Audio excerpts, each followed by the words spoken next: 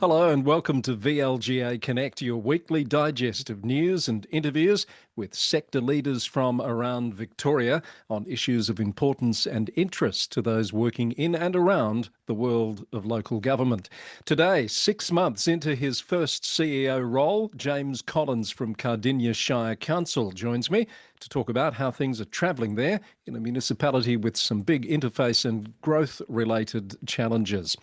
And later we'll hear from Tony Raunic from Hunt & Hunt Lawyers on some significant legal decisions with implications for councils, a $15 million Supreme Court judgment against the City of Whittlesea, and a Fair Work Commission ruling in favour of Hobsons Bay City Council. That's all coming up on today's edition of VLGA Connect, sponsored by Hunt & Hunt Lawyers. But first, let's catch up on the latest VLGA Connect news. In a regulatory first, Victoria's Building and Plumbing Commission has suspended the City of Boroondara's municipal buildings surveyor, Asanka Kotakara.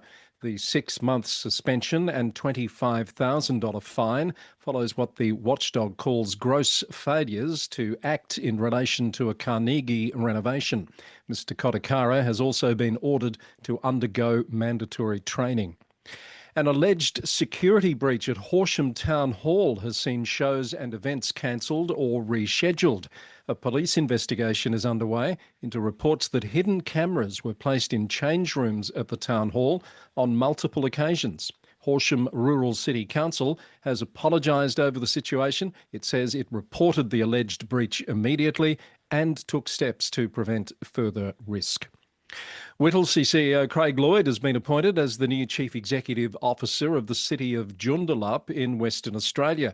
Mr Lloyd has spent the last 6 years at Whittlesea, leading through a period of administration, the return of councillors in 2024 and a commission of inquiry last year. He takes up his new role in late May.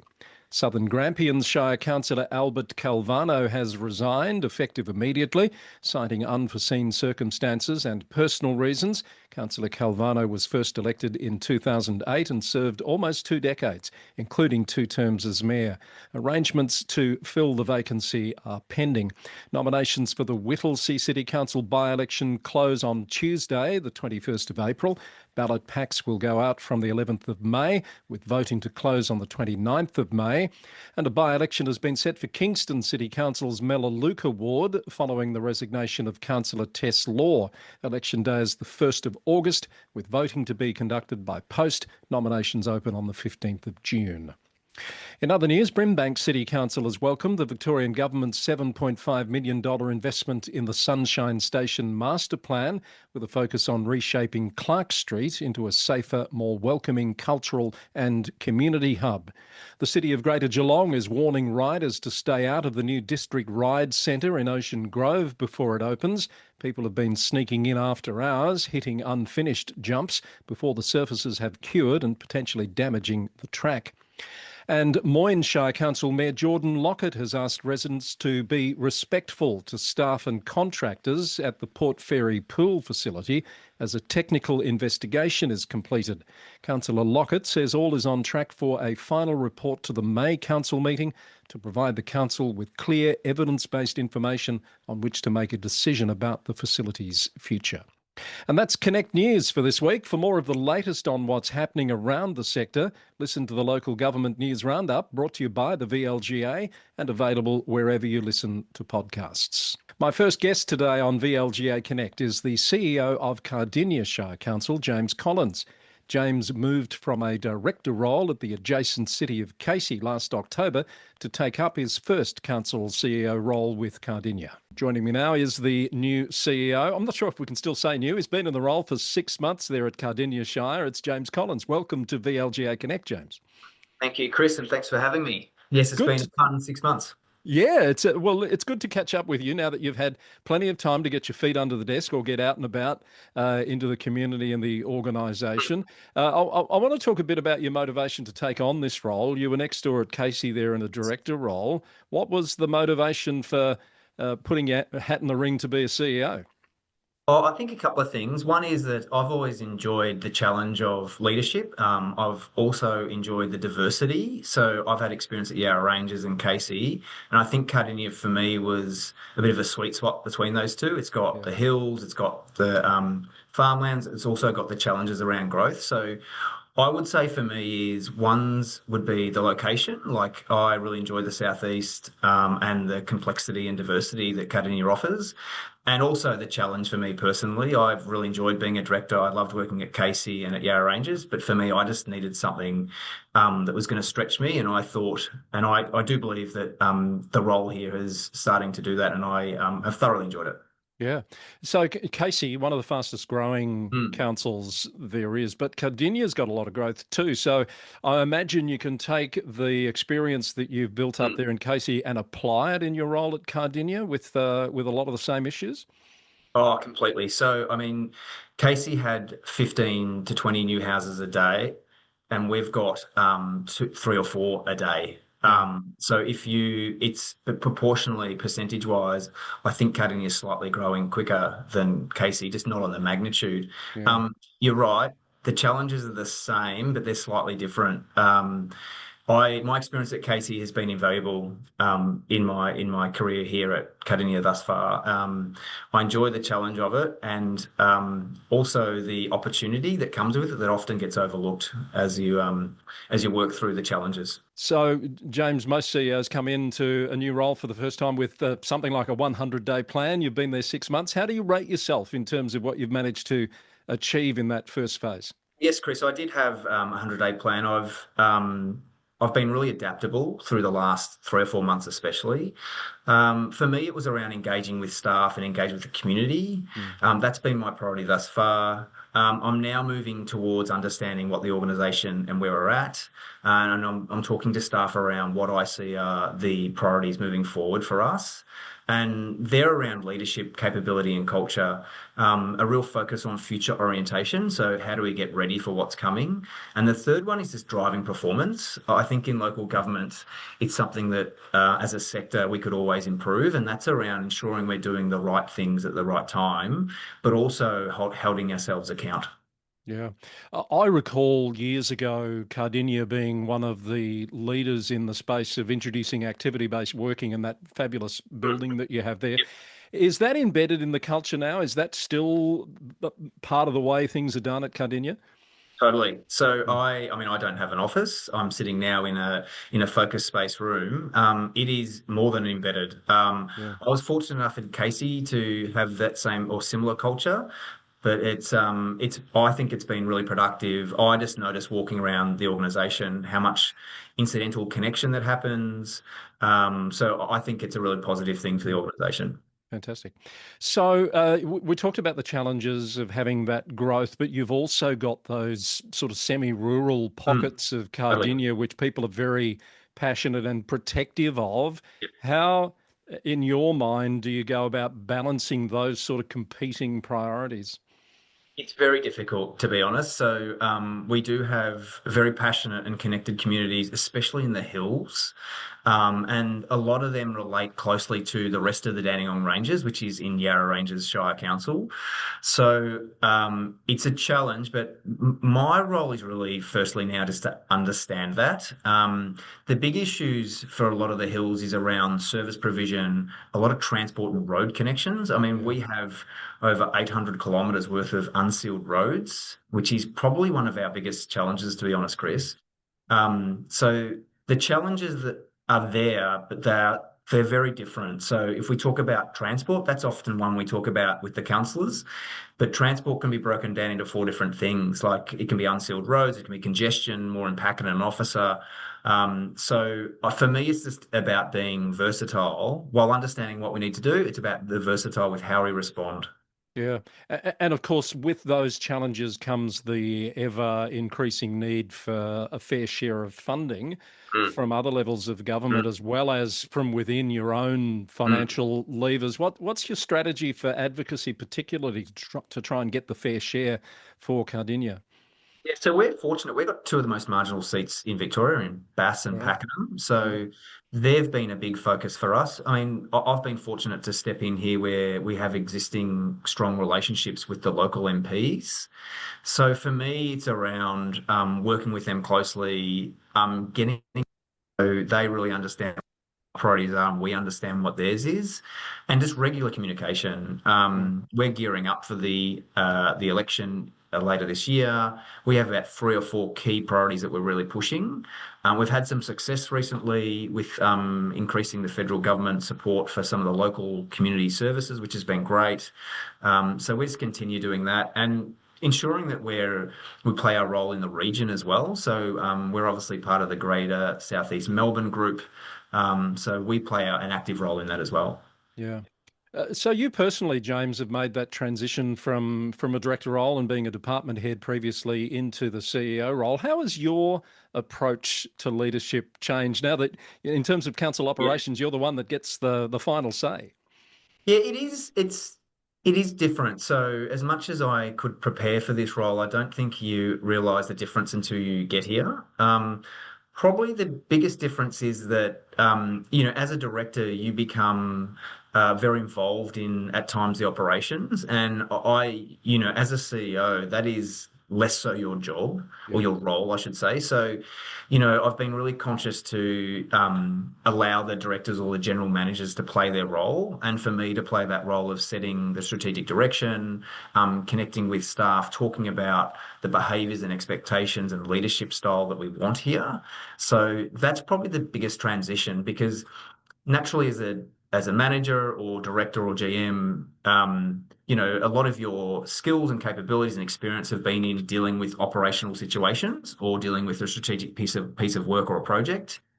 That Mm. becomes less your role as a CEO. So that's something that I've honestly been really conscious of. But until I got into the role, Chris, I'll be honest with you, you sort of don't realize what are the requirements or what's Yeah. required of your role until you're in it.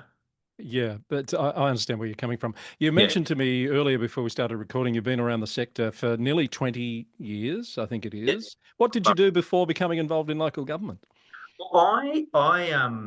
So I sort of fell into local government. So I initially was working managing health clubs. Oh, I then got a gig with Banyule City Council. That was in the early 2000s. So that was in their leisure facilities management. I then went overseas for nearly 3 years, and I came back. And to be honest, I was probably mid to late 20s. I was really unsure with what I wanted to do. And I sort of fell back at Banyule into their leisure and culture team, and then have just, to be honest, just love the diversity and challenge that local yeah, government offers. I worked there for a number of years, and then jumped across as the manager of recreation and aquatics at Monash. And that role expanded, and then I was there for a couple of years, and then I moved across to Yarra Ranges.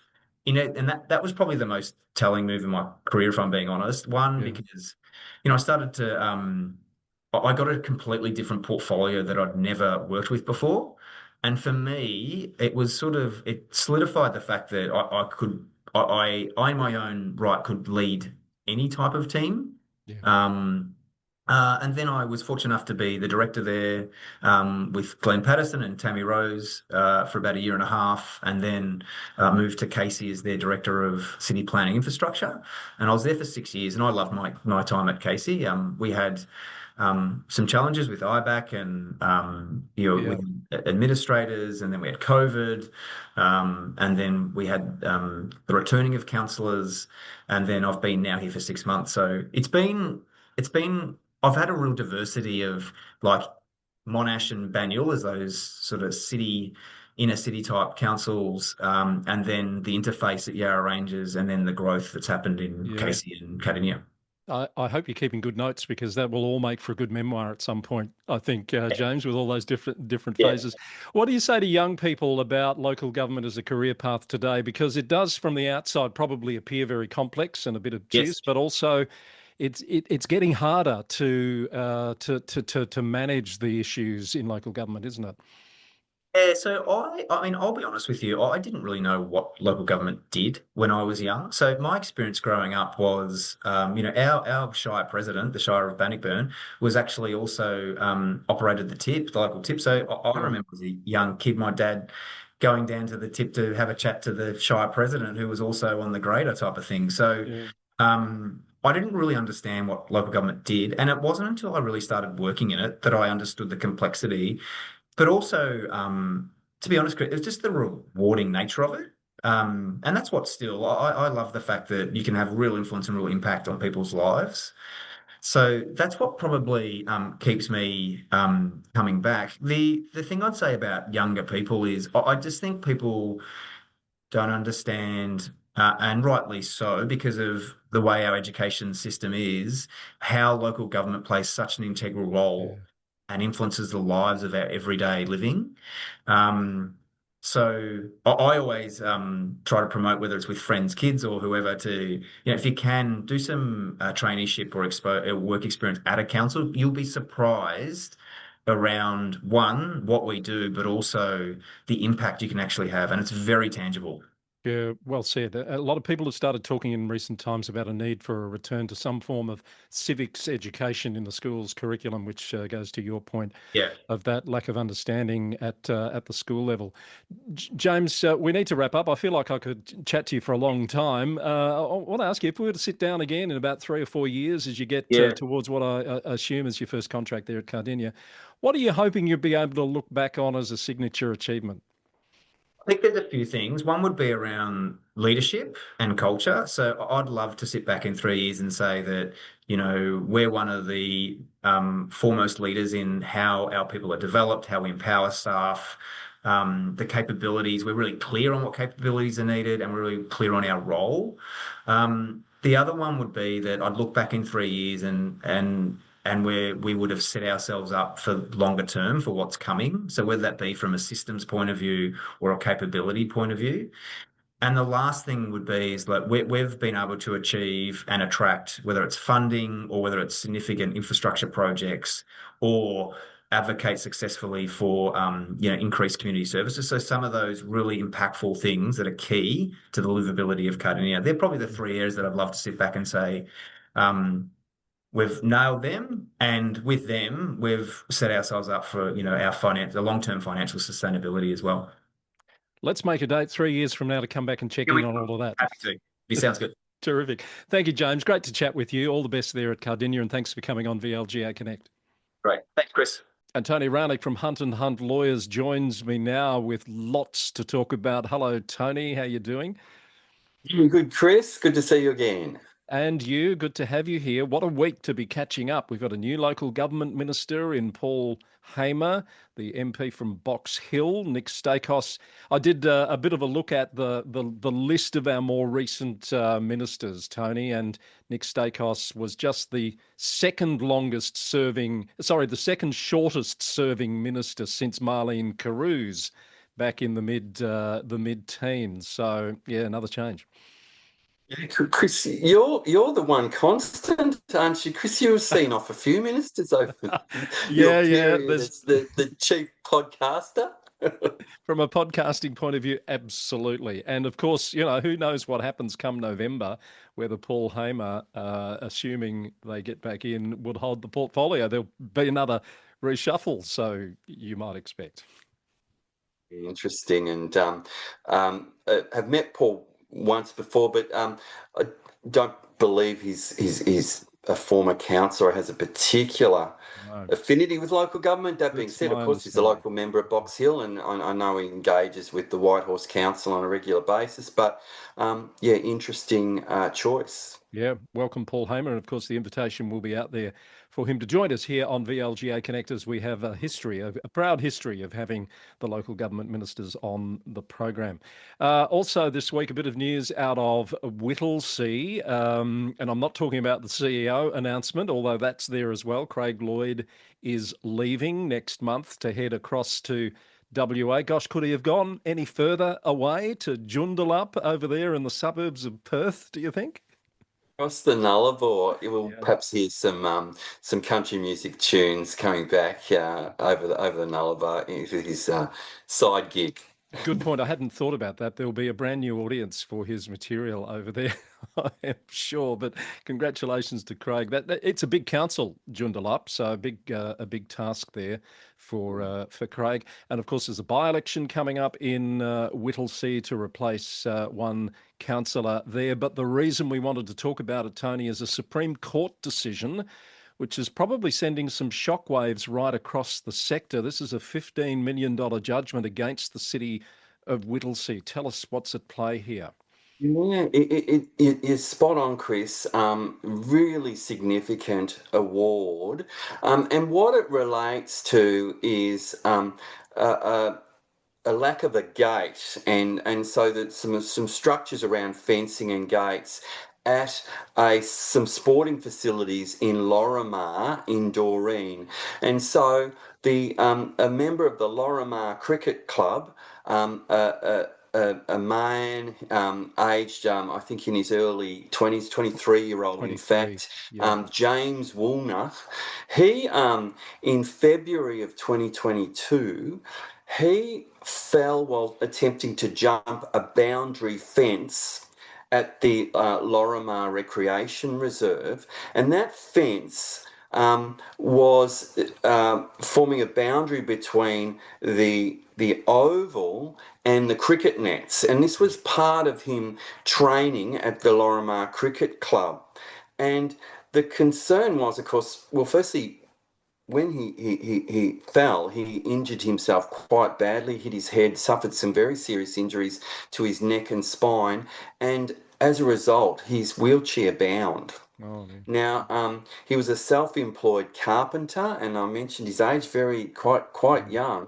And then shortly after this terrible accident, the council caused to be installed in the vicinity of these nets, in the vicinity of where the incident occurred, a gate at the very minimal cost it was of $1,500, Chris. And viewers, bear in mind that cost, because what occurred was Mr. Woolner took an action against the council in the Supreme Court of Victoria, seeking damages from both the council and the cricket club in negligence for a failure to provide appropriate access between the oval and the cricket nets. There was, in fact, an access point, Chris, but it was on the other side of the oval, away from the cricket nets. And of course, naturally people aren't going to walk all the way around if there's another way to do it. Little birdie tells me you might have even been spotted leaping that fence in the past, being a Well, it's Doreen. fair, but viewers might be aware that I did reside in Doreen, in the Lorimar estate, for about 15 years. So you're right, I know this area quite well. And the evidence that was brought was that, and I think one of the telling points, Chris, was that the cricket club had in fact corresponded with the council prior to the accident occurring. In fact, in October of 2020. Remember, the accident occurred in February of 2022. In October of 2020, the club had approached the council and said, "Could you please install an additional, pedestrian access point that's more proximate to the cricket nets?" And the evidence was at the court that some 75% to 90% of the cricketers who were moving between the oval and the nets were rather than using that longer distance route, were simply climbing over or jumping over the fence. And so the Supreme Court Justice Gordon found that the council, as the owner and the occupier of that reserve where the oval and the nets are located, they're the ones that constructed the fence and the nets, and they Whittlesea Council owed a duty of care to Mr. Woolnuff and other persons who would be regularly using, in a foreseeable way, using that area, a duty of care to make sure that they weren't injured by reason of the state of the boundary fence, the facilities there, and that the court found that the council ought to have installed at a location where people were likely to be tempting to enter and exit, the playing service ought to have installed a gate. And the council, I think, argued that, oh, well, Mr. Woolnough is a bit at fault here. I mean, he had it by all accounts, and I think it was agreed by the court that he had actually contributed to his injuries by attempting to vault over the fence, if you can put it in those terms.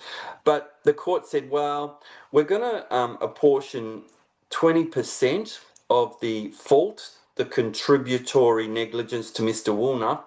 We think that, and the parties agreed that the damages payable were $19 million, Chris. That's a very extraordinary big figure, but remember, a young man in the prime of his life, now confined to a wheelchair.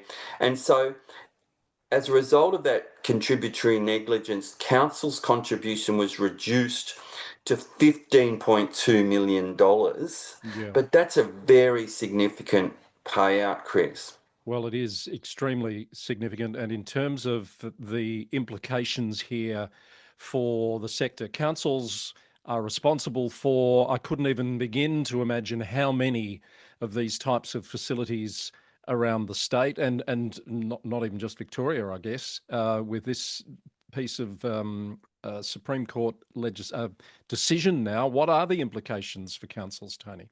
Well, you're right. There is significant exposure to councils, and I would say, therefore, there's in terms of prioritising works, where there's been a history of community complaint, in this case the club requesting that there be a better access point put in, the club presumably as part of their request noting that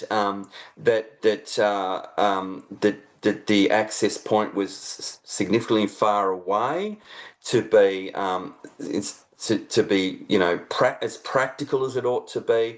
In circumstances like that, where a council is on notice, there is a much higher likelihood that if there then an incident like this, where there is injury, a court will say, well, it was foreseeable, reasonably foreseeable, council, particularly given that you were on notice, you'd received a communication on this very point, you'll be found liable to pay for the resulting damages that occur, in this case, significant injuries to an individual as a result. So I think councils might be doing a bit of due diligence around, are there outstanding, community concerns? Have we been informed of incidents? Are there scenarios where someone broke their arm, or had a close shave? Those sort of scenarios would suggest that a council's very much on notice, and if there's a more serious incident that occurs, then perhaps the council will be held liable. I can imagine there'll be some of those, if not many of those, and the act of putting in those gates or acting on those things is going to cost much less than what has occurred in this particular case. Every case is different, of course, but yeah, one to take note of, Tony. Thank you for that analysis. And there's another to take note of this week. This sort of went the other way for council. Hobsons Bay is the council concerned, where the Fair Work Commission has considered an unfair dismissal claim from someone who was employed through an agency. Tell us about this one.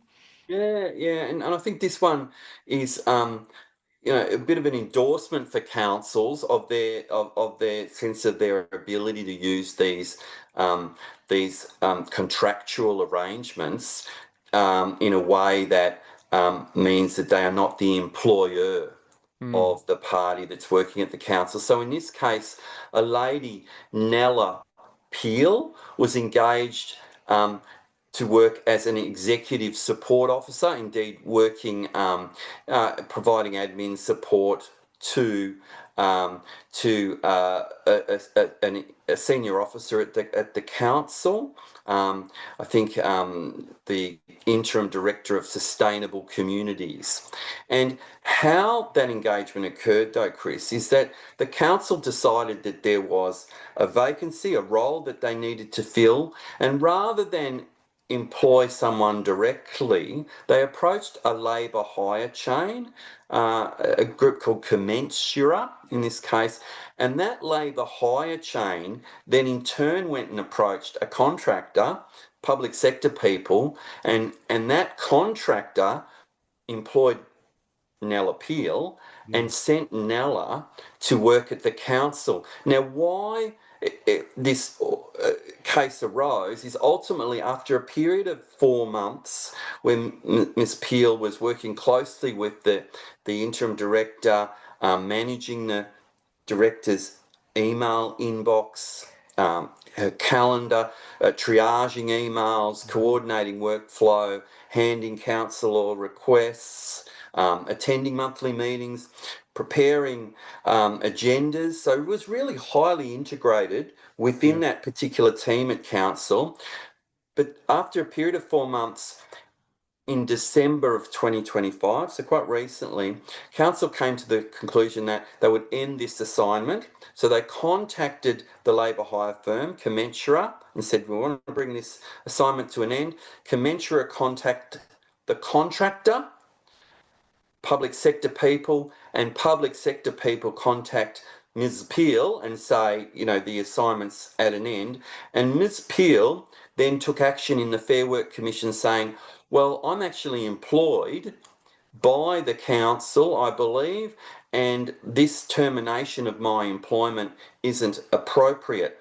So the Fair Work Commission had to consider, well, who was the employer of Ms Peel, and ultimately decided that the employer was not the council, but was this public sector people contractor based on the language in the contract. There was no privity of contract, no contractual arrangement between Ms Peel and council. The arrangement was purely between council and the labour hire chain. So I guess it's a bit of an endorsement. If the alternative of the current practice, Chris, an endorsement of the current practice, if the decision had gone the other way, I think there'd be a whole batch of CEOs and people in culture, directors, managers at councils going, we better rethink some of our contracting arrangements for personnel. We might be considering these people as contractors, but indeed they're actually employees of council. So we'll have obligations in relation to dismissal, maybe even obligations in relation to leave and other sort of associated benefits. Those sorts of things, yes. But in this case, the Commission found that was not the case. And of course, as we say, every case is different, but on the merits of this particular one, it was found in favour of Hobsons Bay. So again, I guess the lesson here in both of those cases, Tony, is for council CEOs and senior officers to have a look at the merits of these particular instances and consider how it might or might not apply to their own circumstances, just to be safe. Absolutely, and you know, we've got two examples of of considerations of current practices of councils, and we just really need to keep an ear and an eye to these developments, because they change practices within councils. And we, you know, on VLGA Connect, don't we? We really try and keep abreast of these things, Chris. But if viewers hear of decisions or impending decisions, we'd love to know about them, because these will have a very direct implication on the sector. Unfortunately, with the first decision, the Woolnough and Whittlesea Council case, I think what we'll probably also see is an increase potentially in premiums, insurance premiums, no doubt as a result. Yeah, no doubt about that. And that's one of those impacts that will be felt more widely than just the particular council involved, won't it? As if insurance premiums weren't significant enough as it is. All right. That's some meaty stuff, Tony. I think I need to go and have a lie down after that. Yeah. Yes, I think we all do. Thank you. Great to chat as always. We never know what's going to come up next, so look forward to having you back in the very near future to talk some more. That'll be lovely, Chris. Thank you. That's Tony Raunic from Hunt and Hunt Lawyers. Thanks to Tony and to James Collins for joining me on VLGA Connect today. Before we go, a plug for the upcoming VLGA LGIU Global Executive Live Panel. It's on Thursday, the 30th of April, from 5:30pm to 7pm. The topic is the evolving nature of local democracy, from core service delivery to broader advocacy. A terrific panel of experts from Australia and the UK being assembled to talk to you on that topic. Thursday, the 30th of April, 5:30pm. Book your place now. You can head to the VLGA website, go to the events page for more on that. And that's our program for this week. Don't forget to subscribe to VLGA Connect on YouTube and podcast to make sure you don't miss future editions of the show. Much more ahead for you next week. Until then, thanks for joining us and bye for now.